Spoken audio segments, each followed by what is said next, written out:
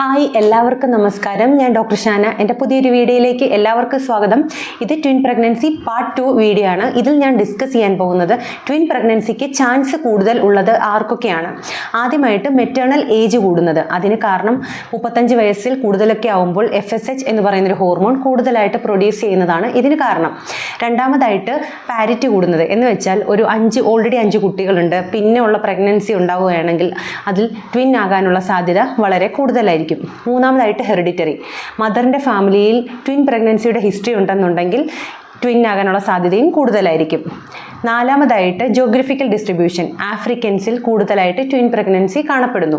അഞ്ചാമതായിട്ട് infertility treatment ഒക്കെ എടുക്കുന്നവർക്ക്, എന്ന് വെച്ചാൽ അതിന് എക്സാമ്പിളായിട്ട് പറയുകയാണെന്നുണ്ടെങ്കിൽ PCOD ഒക്കെ ഉള്ളവർക്ക് ഓവുലേഷൻ ഇൻഡക്ഷൻ ഡ്രഗ് കൊടുക്കാറുണ്ട്. എന്ന് വെച്ചാൽ ഈ ക്ലോമിഫിൻ സിട്രേറ്റ്, ലെട്രസോൾ അങ്ങനെയൊക്കെ ഉള്ളത്. അതുകൂടാതെ IVF പ്രൊസീജിയർ ചെയ്യുന്നവർ അല്ലെങ്കിൽ ICSI അതുപോലുള്ള പ്രൊസീജിയേഴ്സ് ഒക്കെ ചെയ്യുന്നവർക്ക് ട്വിൻ പ്രഗ്നൻസിക്കുള്ള സാധ്യത വളരെ കൂടുതലായിരിക്കും. അപ്പോൾ എൻ്റെ വീഡിയോ എല്ലാവർക്കും ഇഷ്ടമായെന്ന് വിചാരിക്കുന്നു. എല്ലാവരും ഹാപ്പി ആയിട്ടിരിക്കുക, ഹെൽത്തി ആയിട്ടിരിക്കുക.